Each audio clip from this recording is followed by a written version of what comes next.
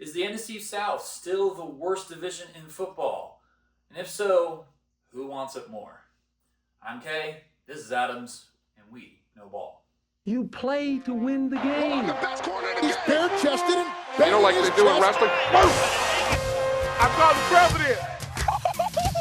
I'm here so I won't get fined.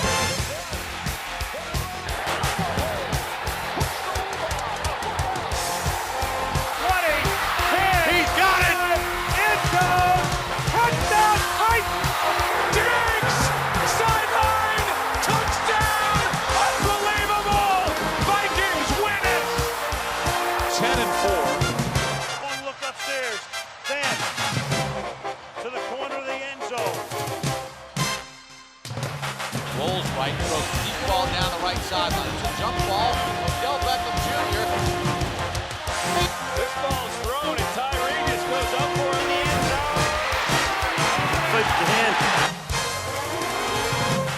zone. Goodness. Welcome to the We Know Ball podcast. Today, me and Kay are going to be talking about the NFC South, overviewing and making our predictions for the 2026 season. So we're going to start off talking about the Carolina Panthers, the reigning NFC South champions. Yeah, their first time since Cam Newton was at the helm, I believe in 2015. No. 2016. 2016. Did they win in 2017? I don't know. They made the playoffs, but I'm not sure if they won the division. I don't think they won the division either. So we, coming off of a super high, very much, I think the word of the day for this team, Adams, is culture shock. Because Dave Canales comes in, hair on fire, and does something that no team really has ever done, and they need to start doing, which is benching their star quarterback. Isn't that wild? When they're doing bad. Yeah, I've never seen it. Never seen it. In the amount of time that I've watched football, I've never seen that. Not even in college, really. Yeah. And the only time you see another person getting the starter not playing is when they get hurt. Think of a Bledsoe, and then Tom Brady came in, and he took over. You got Brett Favre when he got injured. Aaron Rodgers came in, took over for a little bit. Matt Castle took over for Tom Brady when he got hurt. So it's interesting that Dave Canales did this, and props to Bryce Young. For sticking out. What resiliency? What resiliency you gotta have? I would have been. Number one pick. Do some research. Look this up. Has any starting number one pick quarterback been benched and then came back and had the season that he's had? Granted, yes, last year was the one he got benched, but still. Jameis Winston was benched after Week 8 in 2015, also number one pick, and Jamarcus Russell. Probably the biggest. Yeah, well, Jamarcus Russell, that was a bust, and he never came back, though. So Jameis Winston did get benched, but he got brought back, though, right? Yes. Was that his 30-30 season? 2015? It could have been. So let me throw this out for you. Believe it or not, Troy Aikman, as a rookie, started 0-11. Wow. For Steve Berline, but then returned to Berline, yeah. And then led the Cowboys to multiple. Peyton Manning, same thing. Peyton Manning's his rookie season was awful. I think his numbers were so bad. And it wasn't, I think, another 2 years before he started popping off. It's not 0-11 though? Oh, that's crazy. And then to what he turned into afterwards is pretty remarkable. That shows you what a good coach does. Exactly. That shows you what a good team and good coaching does. You can have all the talent in the world, but if you don't have a good coach around you, or a good offensive line for that matter, right. Joe Burrow would love to have one. Then you're not going to go anywhere. Exactly. That's crazy. Also, James Winston's 30-30 season, if you want to know, was in 2019. His 30-30 season. 30, that is wild. I don't think we'll ever see that ever again. That man's insane. And believe it or not, he's still in the league. He is, and he's fun to watch. He really is. He makes it lively. Well, let's talk about the Panthers real quick. So Panthers, were led under Bryce Young. He finally found his footing. Even though it was a little bit of a rocky start, they brought the heat to a lot of teams. They pushed them to the limit. They beat the Rams at home, a really thrilling game. And then they almost beat them in the playoffs, which was crazy. No one predicted it. It was a great game. It was a great game, really good game, and that would have changed the dynamic of the whole playoffs, honestly, if that had happened. We might have seen the Bears go to the Super Bowl. We might have seen the Bears play against the Seahawks, at least to have a chance. We might have seen the 49ers play against a different team as well. Maybe they get a different idea, but, that just happens. It's football, and anything can happen. They finished with 8-9 last year, and a good 8-9. They're happy with that. Yeah, well, they were in a lot of games that could have went either way, and they were just lucky enough to be at the top of the division. Yeah. Fortunately, bettors don't see it that way. Just because you win the division once doesn't mean you're going to win it again. And the division odds right now they have is plus 310 to win the division. NFC conference odds plus 4,500. So, no, 4,500, 4,500. So, and it gets worse.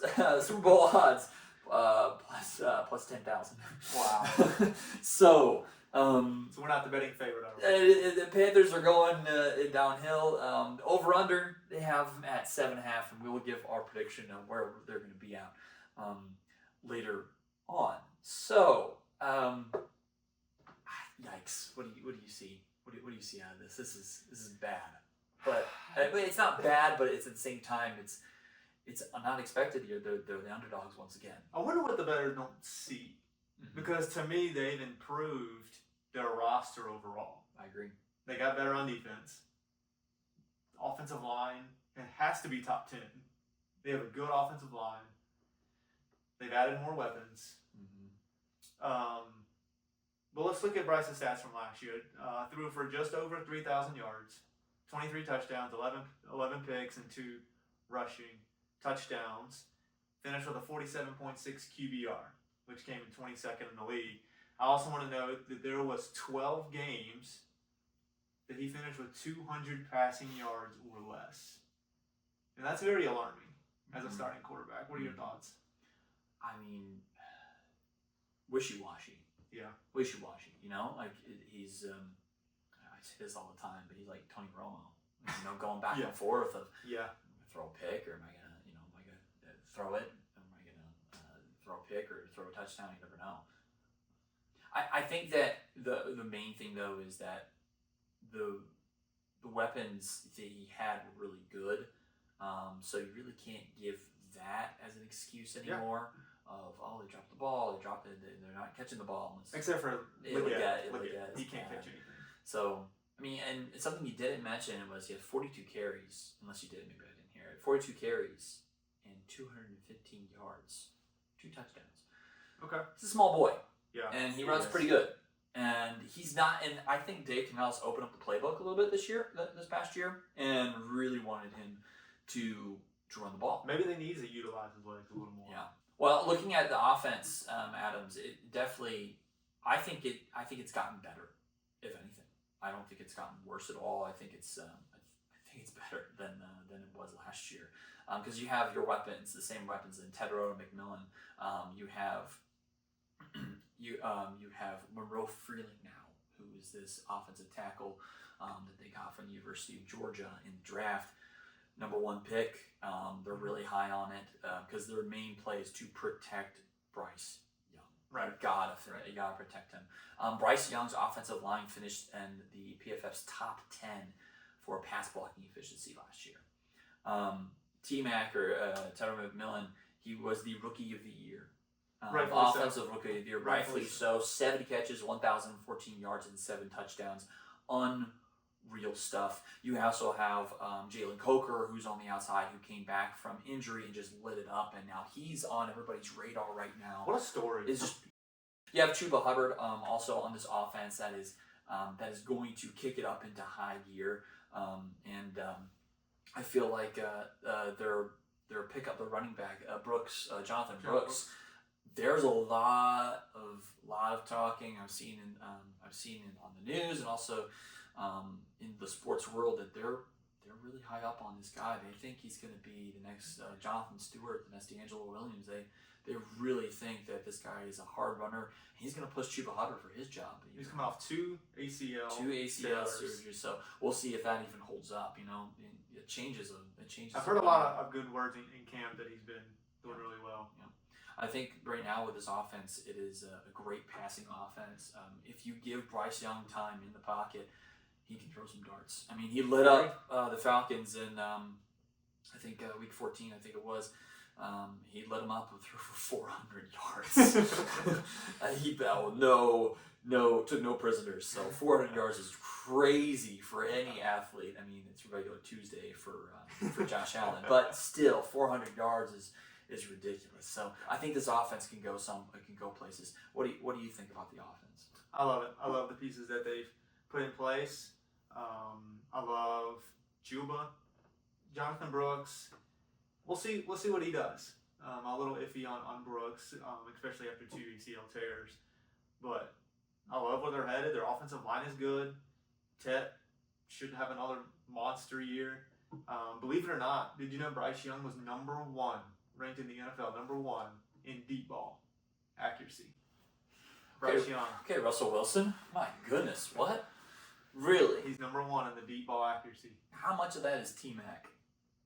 Probably a lot. Probably a lot. I would say so. Because, Baghette's probably just going through his fingers. And I mean, Coker had some, I saw some plays in that Rams playoff game where Coker had some insane catches. Another insane stat, Coker has never dropped a pass in the NFL. He's never dropped a pass. What? That's insane. How many passes? I'm going to look it up. How many passes? That's insane. 33 passes caught on 43 targets. Never dropped a pass. Wow. But I do love their offense. Bryce Young is in the teetering of being paid or not. So they picked up his 5th-year option. Mm-hmm. Does he want to get paid? And there's no more excuses for offense because they brought in Chris Brazel. Hopefully Leggett will turn it around. Yeah. This offense is good. It's scary good. It is. It really is scary good, and it's just the potential. And we said this about the NFC North in the last episode. It's a coin flip. It's a coin flip. It's really on the Bryce. It is. If he can improve and he can elevate his game to another level, like he has the past 3 years, I think the Panthers can be dangerous. But you know what I think can carry them a little bit? If Bryce is teetering just a little bit on just average, I think the defense can carry them. Absolutely. What do you see about this defense? Absolutely. Let's take a look last year first, 2025. They gave up 23 points per game, right in the middle of the league, 16th in the league. Yeah. 21st in run D, 15th in pass D, and third down defense they were 46%, which is I think is a key stat because you have to get off the field on third down. Yeah. And they ranked 30th. They picked up Jalen Phillips from the Eagles, and they picked up Devin Lloyd from the Jaguars, which I think is 2 huge assets that they needed on their D. They needed pass rush, which they addressed in Jalen Phillips, and they needed a linebacker, and they got Devin Lloyd from the Jaguars. I think that's 2 key assets that they got in free agency. Mm-hmm. The Nick Scorton returns for the Carolina. Great pass rusher. Hopefully he can elevate his game to the next level. Yeah. And in the corners, they had J.C. Horn and Mike Jackson. Mike Jackson was number 1 in the league in pass deflections a year ago. And then you had All-Pro J.C. Horn. They picked up Lee Hunter in the draft to go alongside with Derek Brown. Mm-hmm. I think this defense can be elite if they can stay healthy. Because J.C. Horn has been consistently injured, but when he's on the field, he's All-Pro. Yeah. What are your thoughts? I agree. I think they wanted to get sacks with Derek Brown being out in injury almost the whole year, and he came back a little bit. I think it was tough for them to get sacks, and they just like, you know what? Tepper and the front office just was like, we're going to spend some money. Yeah. And Ben Morgan's done a heck of a job building this roster. Oh my word! The Jalen Phillips pickup is such a shock. The J.C. Horn signing on for more, that's incredible. Devin Lloyd, sneaky underdog pick. That not a lot of people really, they're like, who? I didn't know about that. But his stats are off the charts too. I think on paper, this team looks really, really good. Yeah, but I would agree. Their defense, we'll probably have to keep them in games if Bryce Young is just average. But I think they will be in a lot of games, especially with this defense. I think they're going to be elite. I think this is right now at this point, it's the clutch factor, right? Who, like we said in the intro, who wants it more? Yeah. Who wants it more? It's the clutch factor. Like, are they going to ball out? Are they going to do well? Is Bryce going to be clutch down the stretch, or is he going to falter? Is he going to get pressure and then fall apart? Where do you see this going? What do you have them at? I have them at 10-7. 10-7. 10-7, going 10-7 this year. I think they have the best roster in the South by a little bit. But I don't think the Bucs, the Falcons, and the Saints are too far behind. I think it's pretty much an all even playing field. Yeah. But I do have them 10-7. I think Bryce can elevate his game like he has the past 3 years. And I think they can win the South again. I think they can repeat. Yeah, I'm going to blow your mind. Again, I think that this team, it's hard not to take them on paper. It really is hard not to take them on paper because you have to look at the paper. And we might be dead wrong or it might be spot on right. Like, this might be why everybody think that they're not going to be good. I'm at 11-6. Wow, I mean, I definitely can see it. I think that's their ceiling, honestly, and I think they can hit that ceiling, especially with everything they picked up. I mean, they proved on defense that they could be a good team. Like, they shut down good teams. They shut down Green Bay last year. So, and they only got better. They didn't really lose a ton. They lost a little bit of, veterans. Yeah.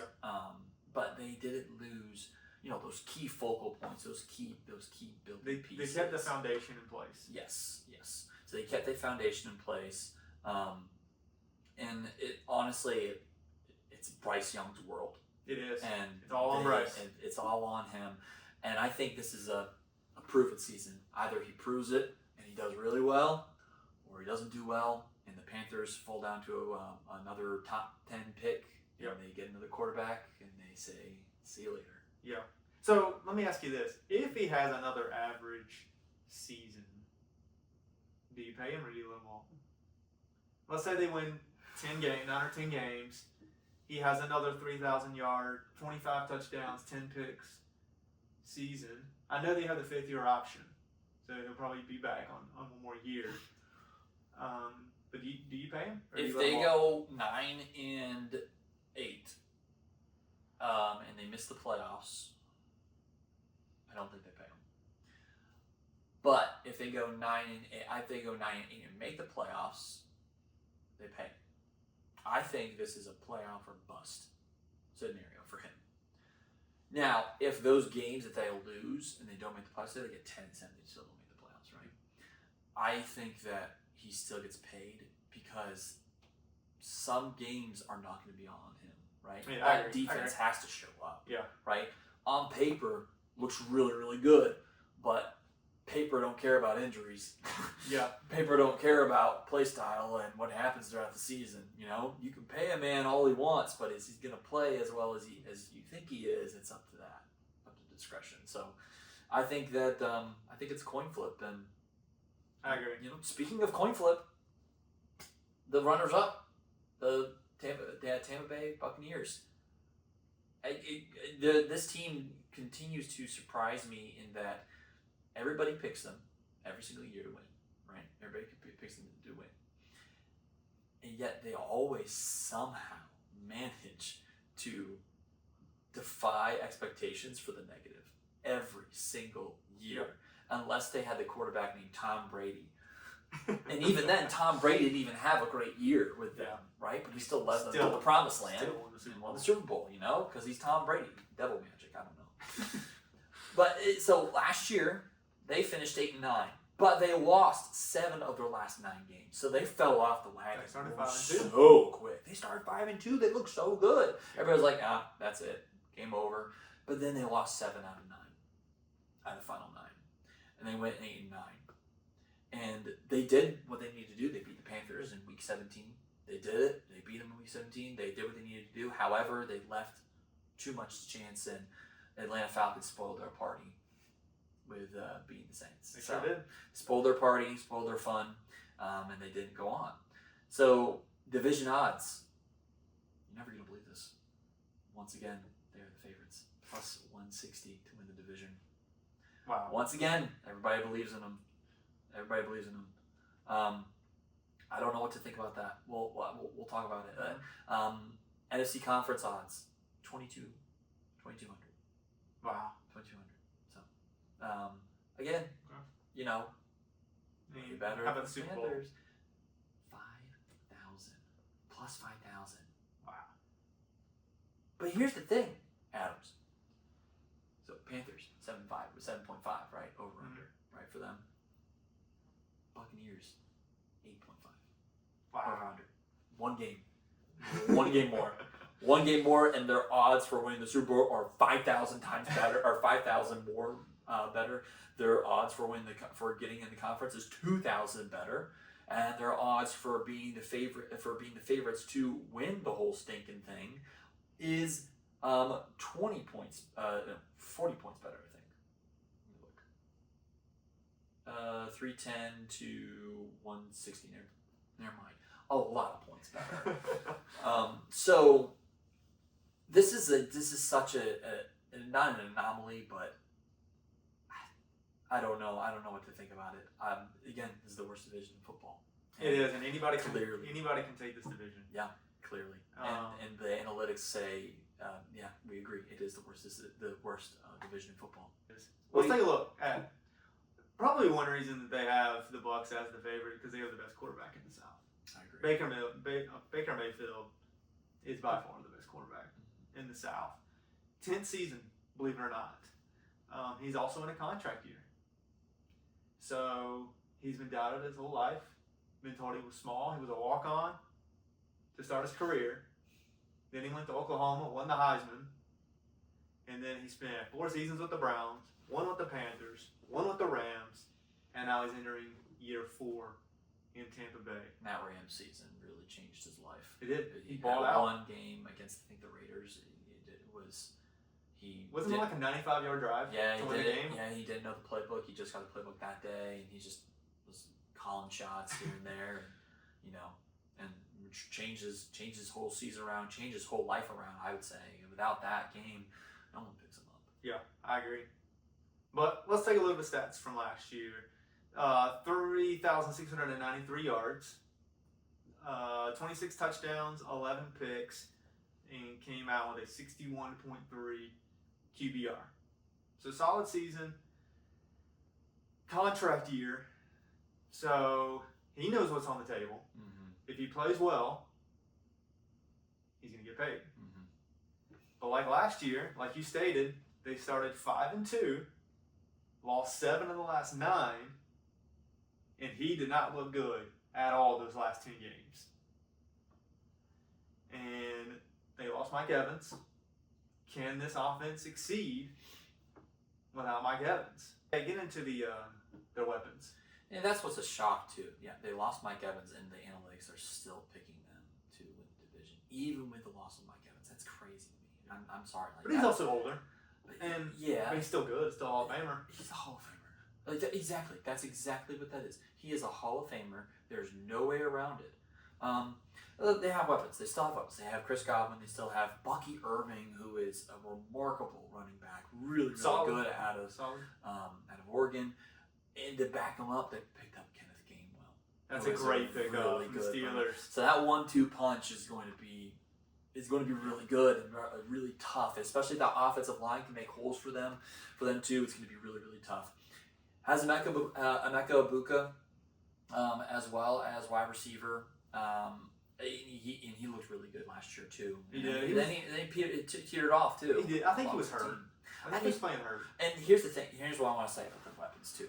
I think he was hurt, and I think Baker Mayfield was also hurt. I agree. In some way, shape, or form. He did not look good. He didn't. He did not. He did not look good. There was that game where he came out against the Rams, I think, last year, and he was like, "Oh, he's injured," and he didn't come back. But then the next week, he came back and played.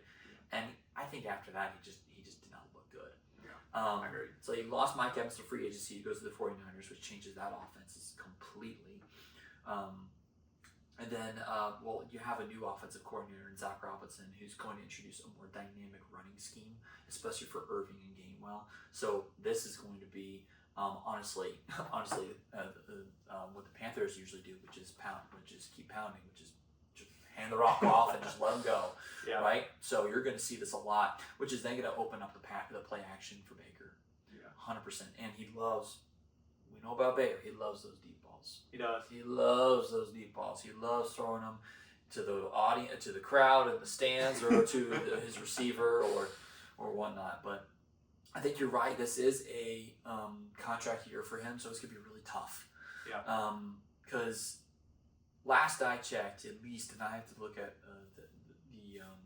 the wording here is when he plays angry, he doesn't play well. He gets out of sorts. He gets in his head. He's trying to make the best decision, but he's not making good decisions.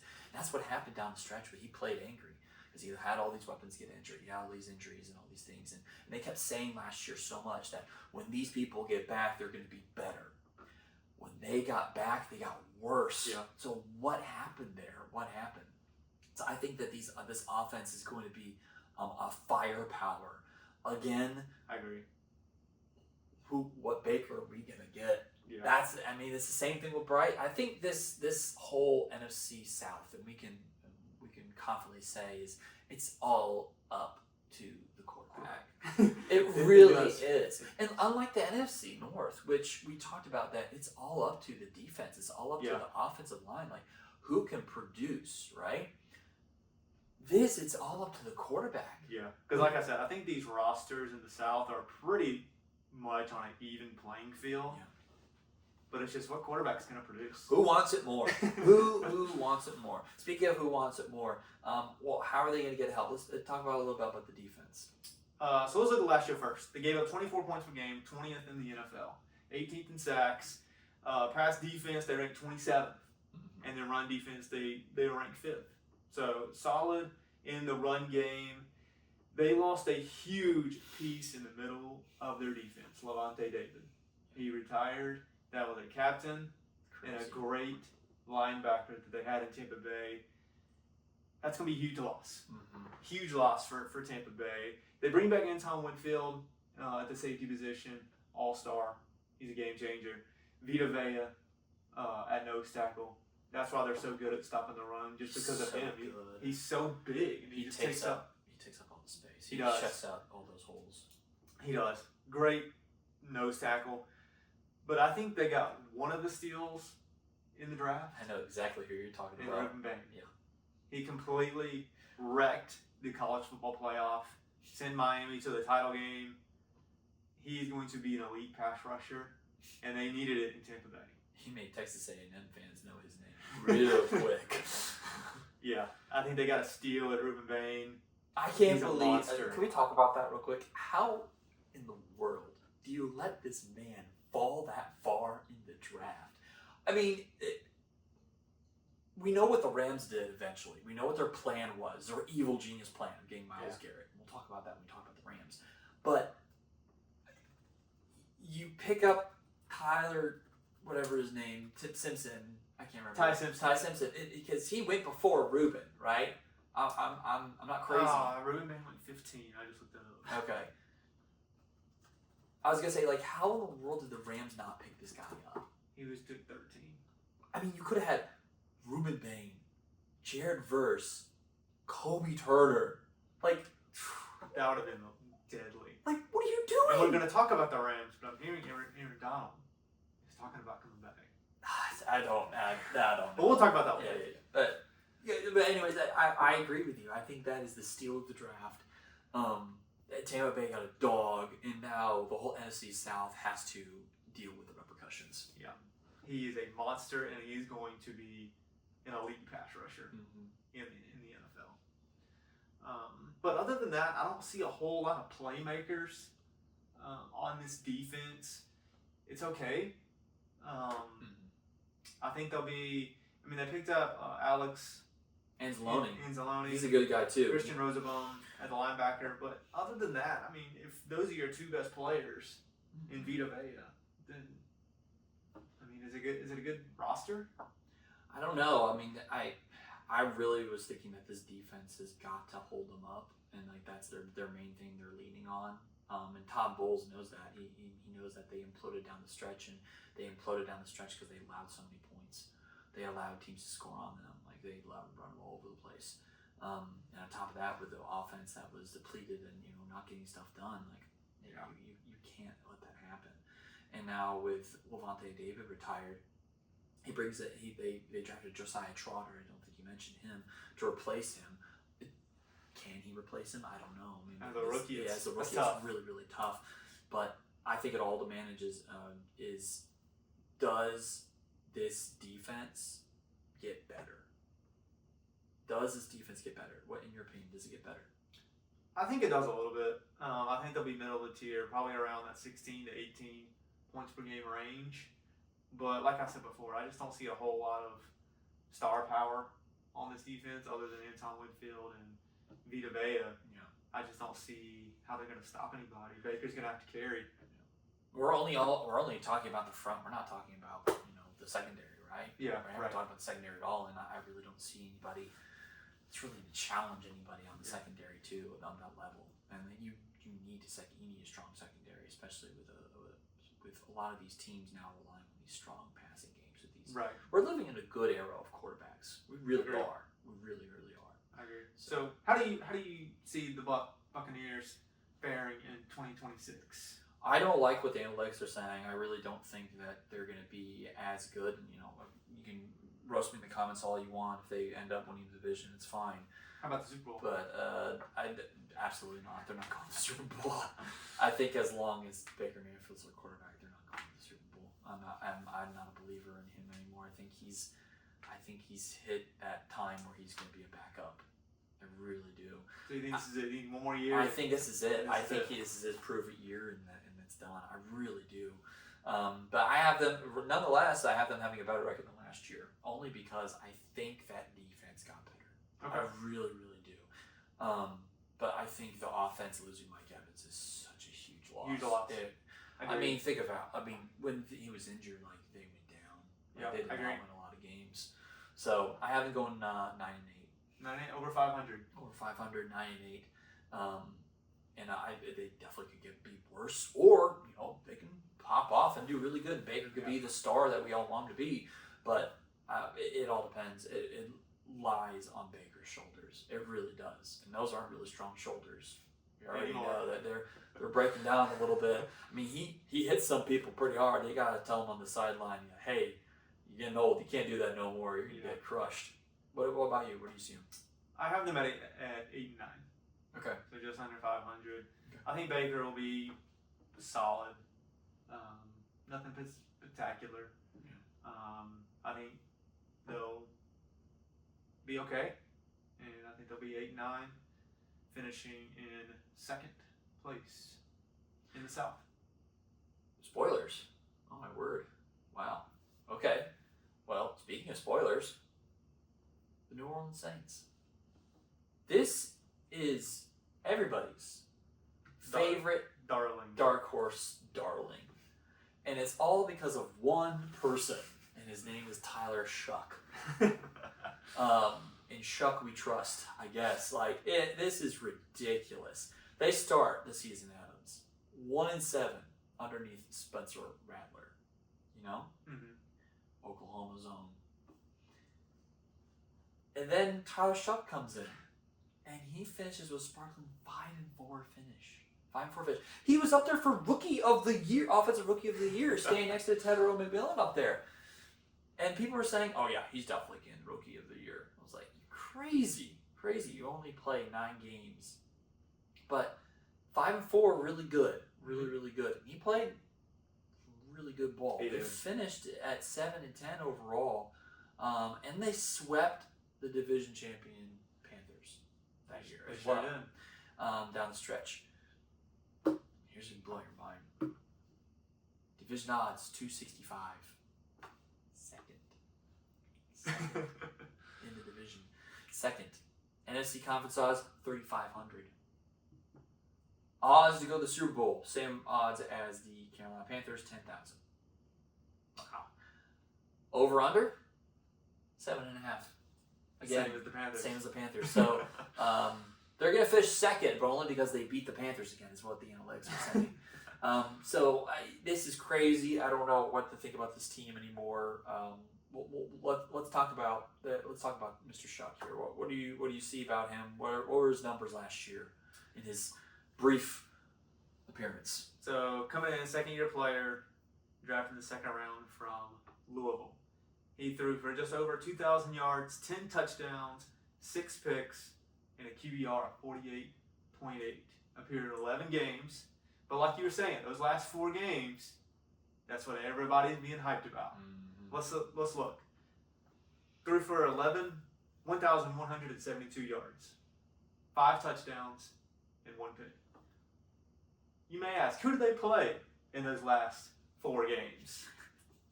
The Panthers, who finished under 500. Mm-hmm. The Jets, who we'll talk about them when we talk about the East. Their defense was not good. The Titans, top 5 pick in the NFL draft. And the Falcons. So real winners. So the competition wasn't that great. Do you think that Shough can repeat what he did in those last 4 games? I think he comes up against a competent defense, and it's gonna be a different ball game. I think that he can. I think he's one of the best running quarterbacks in the NFC South that I've seen. He's a built strong quarterback that it looks very intimidating. He looks the NFL type. He looks the NFL build. And he looked great. He looked in the games that he was in. At that game against Tampa Bay, at Tampa Bay, in the rain, impressive. I was impressed. I was like, man, this kid can play. It was really good. I think this year is going to be a prove it year. Either he's going to be the star that everybody thinks he is, or he's going to be like every Saints quarterback that's not named Drew Brees. That just kind of goes, peters out. They take a chance on him. He's there for maybe 2 seasons.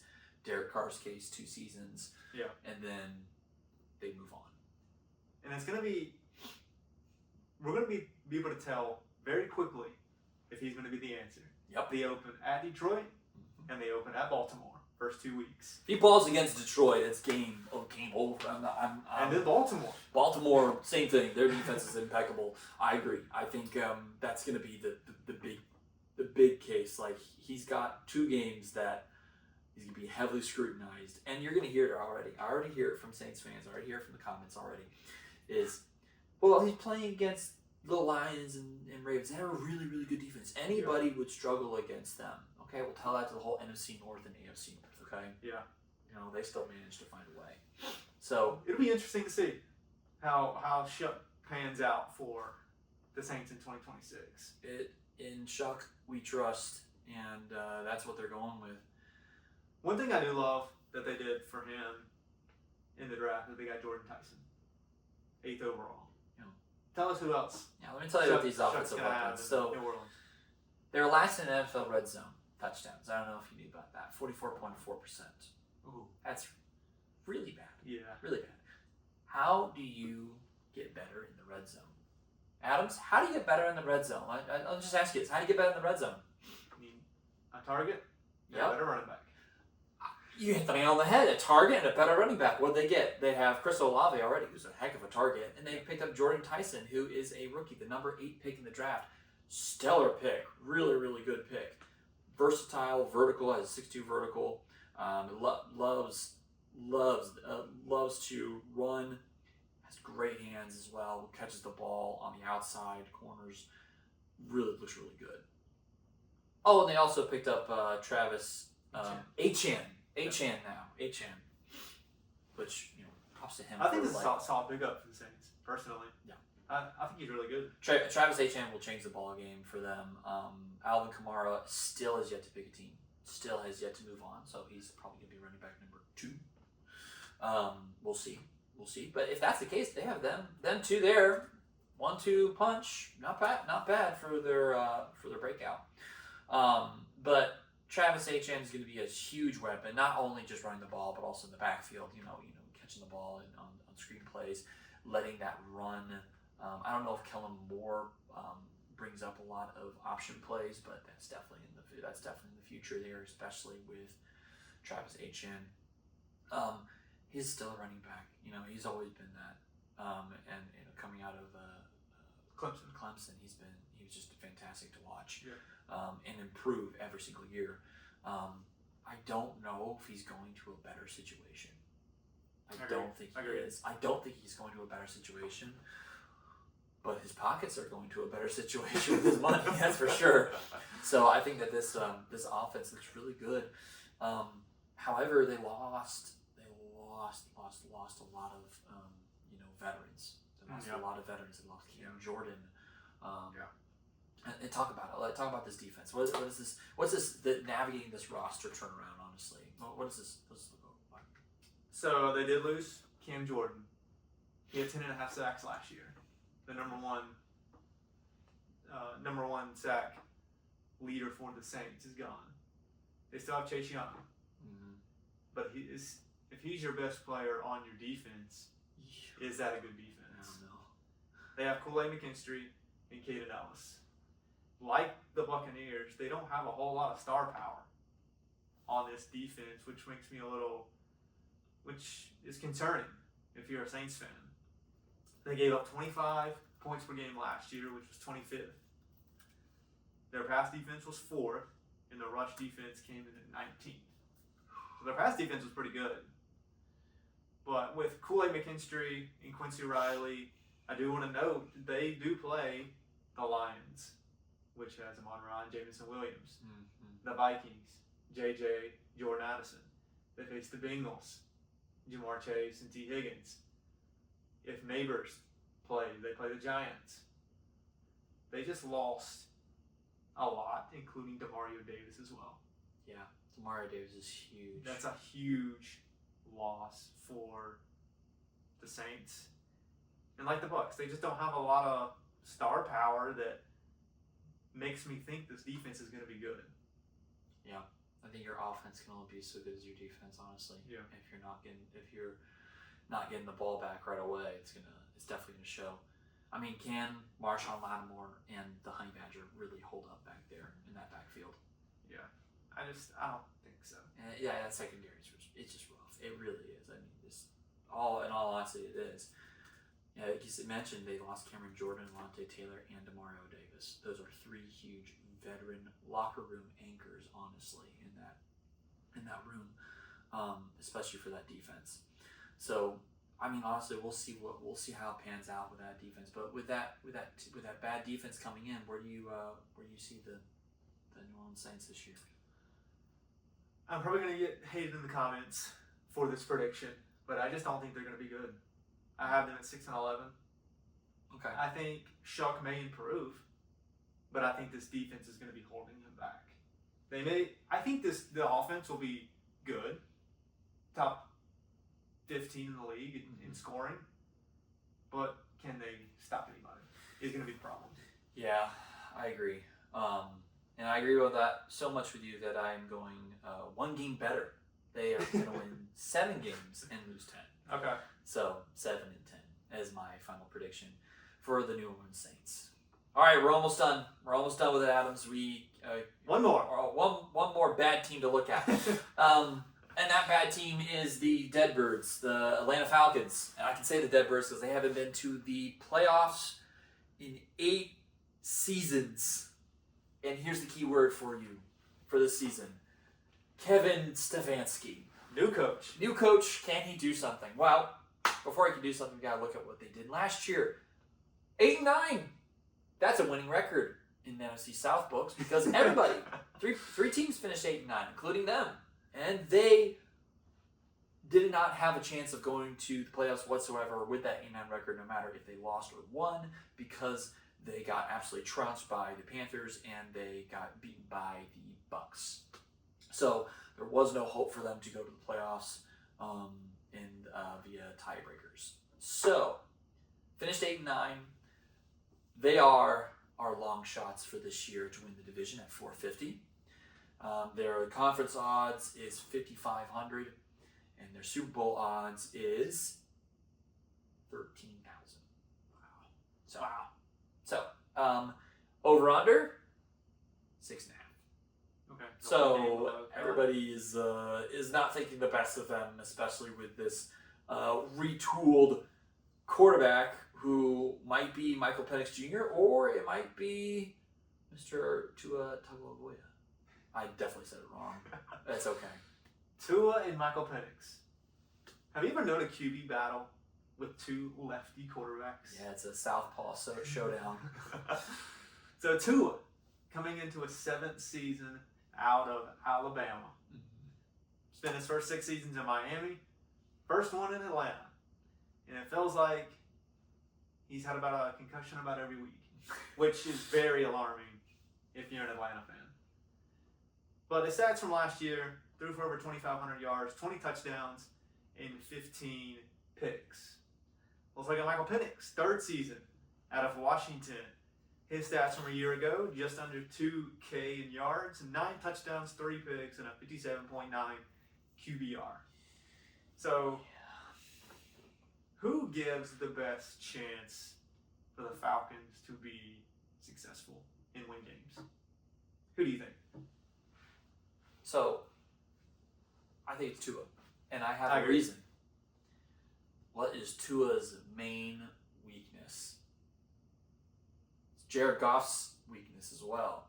Cold weather.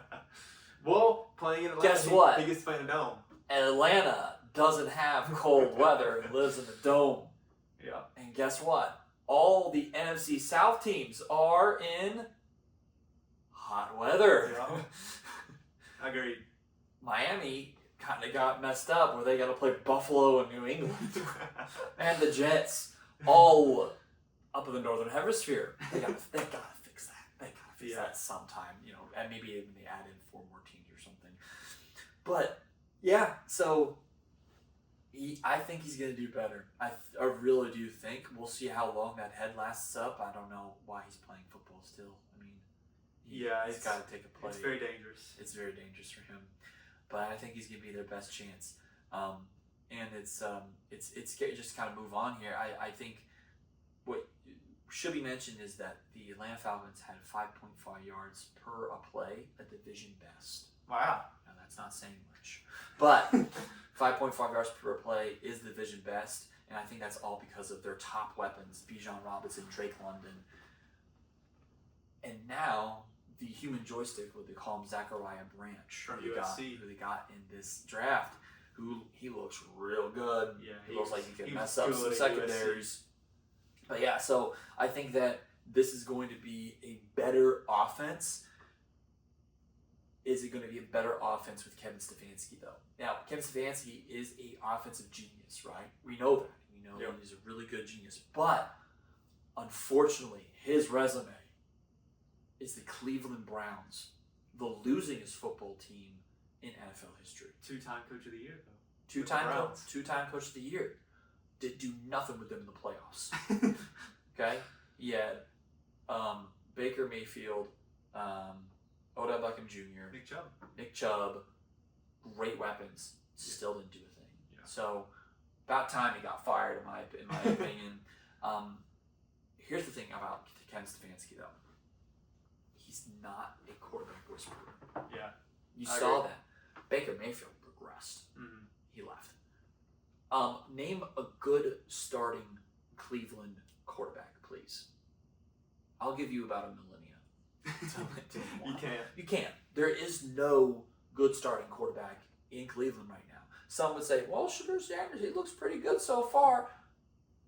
Yeah, like maybe 1 or 2 games, but after that, like... He was a Pro Bowler. Being a Pro Bowler is like saying that, oh, look, I got on the Wheaties box. Like, it's or I won America's Got Talent because I got the most votes. It's a popularity contest. Yeah. It's Sanders. Just the next name got in the Pro Bowl. Exactly. Let's be honest. And everybody declines that Pro Bowl as fast as possible. Yeah. Because they don't want to get injured or they just don't want to play in it because it's whoop-de-doo, you won a flag football game. Bring the Pro Bowl back. Bring the original Pro Bowl back. Amen. Please. Yes. Please. Make it in the middle of the season or at the very end of the season. Do something. Give it stakes. I don't know. Actually, get rid of the Pro Bowl entirely, Adams. You know what they should do? They should get rid of the Pro Bowl entirely, get the worst 2 teams, and have them play. And whoever wins gets the number 1 pick. Do that. That would be way more interesting and way more fun. I agree. Please. Alright? Because then we wouldn't have any of this, people literally backsliding because they want to get the number 1 pick. Yeah. I'm looking at you, Tennessee Titans.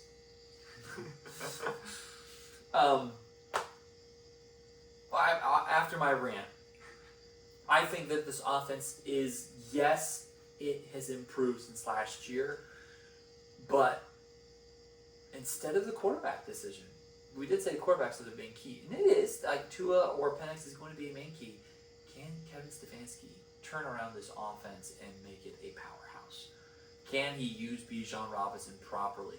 Because the last 2 coaches didn't know how to use him at all, and everybody literally, it's like prime 2013 Marshawn Lynch. Hand him the ball, and they don't hand him the ball. So I feel like Bijan Robinson is the key to opening this up, and Drake London, can he perform? Can he still be that elite wide receiver that we all know he is? Yeah. Kyle Pitts had a good year last year. Finally came around.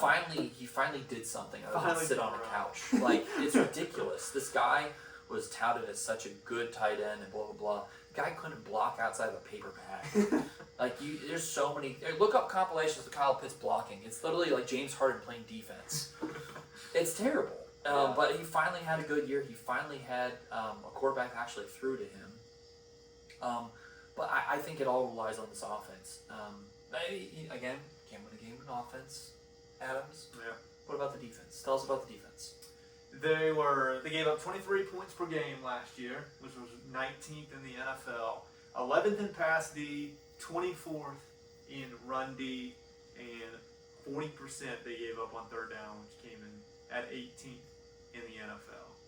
They have the playmakers on this defense, starting with Jesse Bates in the back end. Absolute star, Pro Bowler. Had 107 tackles a year ago. Mm-hmm. He is a phenomenal back-end player. Divine Diablo, great linebacker. And they have A.J. Terrell, one great corner. And crazy enough, they drafted his brother out of Clemson, Avion Terrell. So they'll both be at the corner position. That's cool. Crazy enough, they were second in sacks in last year. Team record 57 sacks. Isn't that crazy? The Atlanta Falcons. I don't even remember them sacking a quarterback. I don't remember. Yeah, they were pretty good on defense a year ago. And they do have playmakers. I think if there is a team to be reckoned with, if Tua can beat Tua like he was a few years ago in Miami, this team can be good. But it's all on Tua, like you said. What are your thoughts on the defense side of the ball? It is all on Tua, isn't it? It's all on Tua. Yeah, I think the defensive side, they got a great defense. They really do. Their secondary is amazing. Jesse Bates holds it up for them. He literally held up that secondary with, and now he finally has help in the corners. Yeah. James Pierce is a stud. He had 10.5 sacks. But he's also had those allegations going on. So as far as I know, he's on for week 1. We'll see. Yeah, we'll see if he's playing or not. They drafted Harold Perkins Jr. as well in the 6th round.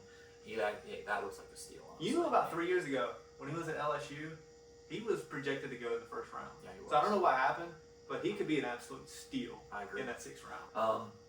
Yeah, I think this defense is really good. I really do. Yeah. Really, really do. They're 25 yards per play, which I remember to mention is 5.2, and then they're 25 yards per play. 25 yards per play allowed was 5.2. Okay. So 5.2 play yards allowed by their defense. Pair that up with their offense, 5.4 yards gained per play. It's pretty darn good. Yeah. What happened to them? What happened? How are they not? They're this good on paper, this good statistically wise.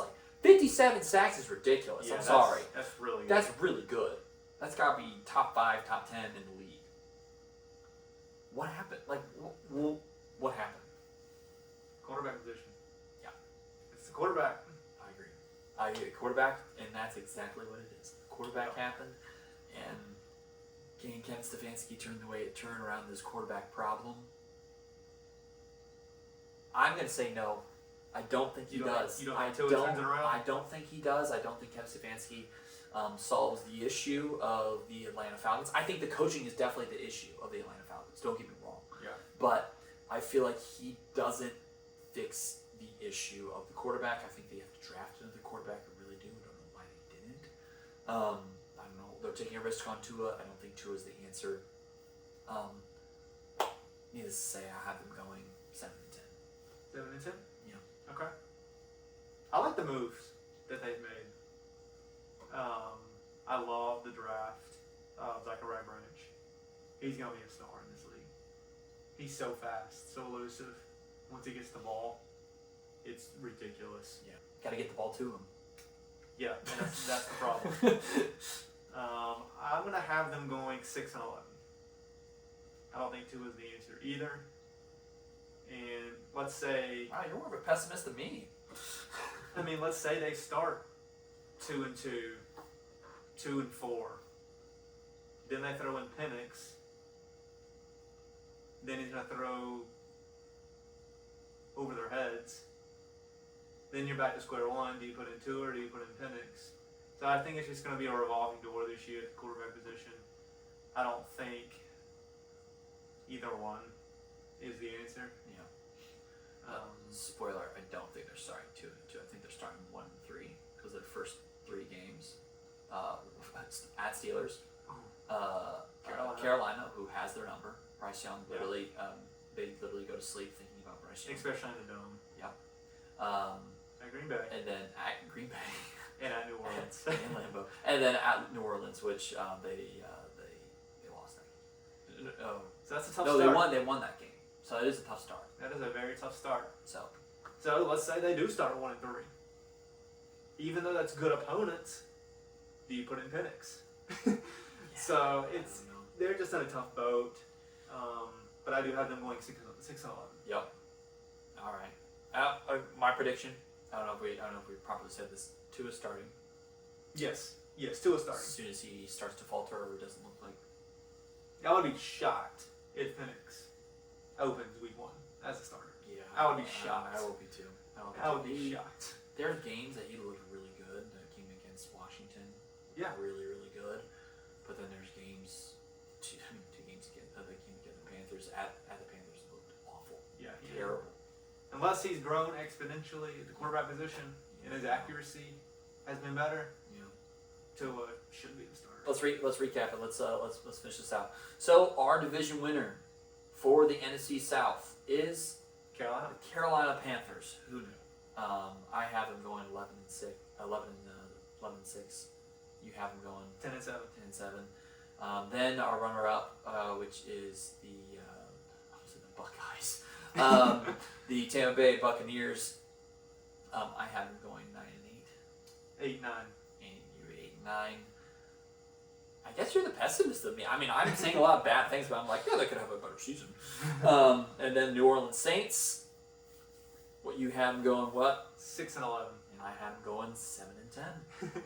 And the Atlanta Falcons 6 and 11 as well for you. 6 and 11 again. And I think they're going 7 and 10 because I think there's a couple of cupcake games on that schedule that they can definitely take, and there's like a bunch of coin flips. So, did we get it right? Is the NFC South the worst division in football? Stats and lines and predictions say yes. Please like and subscribe. Put in the comments who you think is going to win the NFC South, and if you think we are dead wrong in all of our opinions, and Tyler Shough is going to shock the nation, or Baker Mayfield is going to be just fine, or Kevin Stefanski is going to be a godsend for the Atlanta Falcons. Let's just say that. You've been watching the We Know Ball podcast.